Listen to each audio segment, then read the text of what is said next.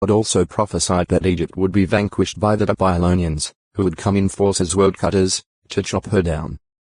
She would lie on the ground, deeply humbled, weeping softly and moaning, her voice being low like that of a hissing serpent in retreat. Jah 46. 22. Vavshi, an Naphthalite whose son Nabi was one of the 12 Israelites sent to spy out Canaan. New 13. 2:14. Vow. A solemn promise made to God to perform some act, make some offering or gift, enter some service or condition, or abstain from certain things not unlawful in themselves. A vow was a voluntary expression made of one's own free will. Being a solemn promise, a vow carried the force of an oath or a swearing, and at times the two expressions accompany each other in the Bible. New 30.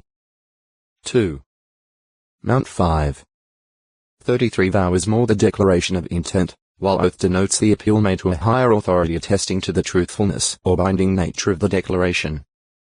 Oaths often accompanied attestation to a covenant. GE 26. 28. 31. 44, 53. The earliest record of a vow is found at Genesis 28.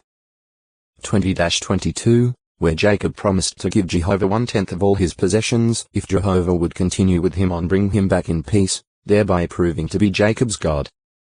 Jacob was not bargaining with God, but he wanted to be sure that he had God's approval. As this example points out, vows were made by the patriarchs. See also Job 22. 27, and as with so many other patriarchal customs, the Mosaic Law, rather than introduce these already existing features of worship, defined and regulated them. Many vows were made as appeals to God for his favor and success in an undertaking, as in Jacob's case. Another example of such is the vow by Israel to devote the cities of the Canaanite king of Arad to destruction if Jehovah gave Israel the victory. New 21. 1-3 Vows were also made as expressions of devotion to Jehovah and his pure worship. PS 132. 1-5 or to indicate that a person was setting himself or his possessions apart for special service. New 6. 2-7 Parents could make vows in connection with their children, as Hannah did regarding Samuel. 1-1. 11. Compare JG 11. 30, 31, 39.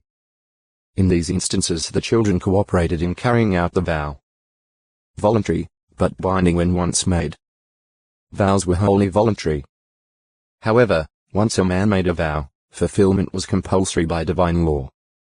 Thus a vow was spoken of as being bound upon his soul, implying that his very life became surety for the performance of his word.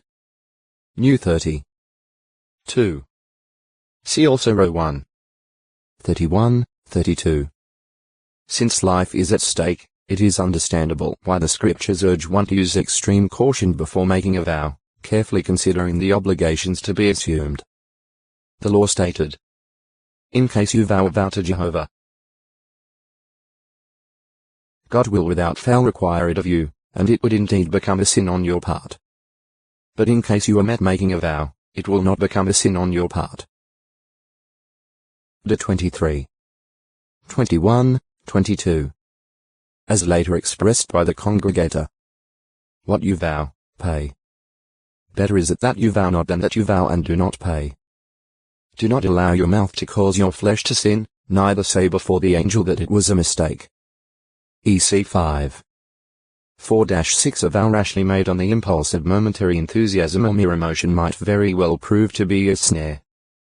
PR 20. 25 Under the law, on making such a thoughtless vow was guilty before God and had to present a guilt offering. O text to acute miritra longo. Vow 1163 meant to the sanctuary except clean animals. Law 27. 9-27 However, anything devoted heb.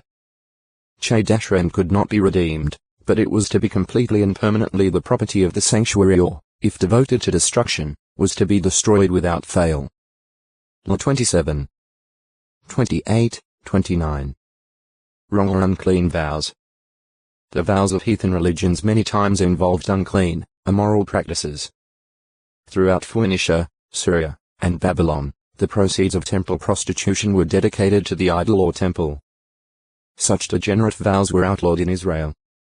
You must not bring the hire of a harlot or the price of a dog likely, a pederast sodomite into the house of Jehovah your God for any vow.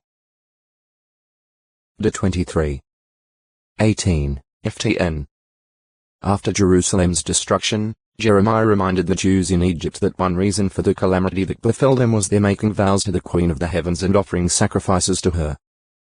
The women who were taking a prominent part in this idol worship were quick to point out that their vows and worship to the Queen of the Heavens had been approved by their husbands, and that they were determined to carry out their vows to this goddess. They thus made the excuse that they were acting in harmony with the law regarding vows for women U 30. 10-15, but Jeremiah denounced their actions as being really law-defying, since they were idolatrous. J 44. 19, 23-25. 2 Co 6. 16-18. Hypocritical vows. The Jews did not slip back into outright idol worship after the exile. However, they made the word of God invalid because of their tradition. Their specious reasoning in interpreting the law affected the matter of vows as well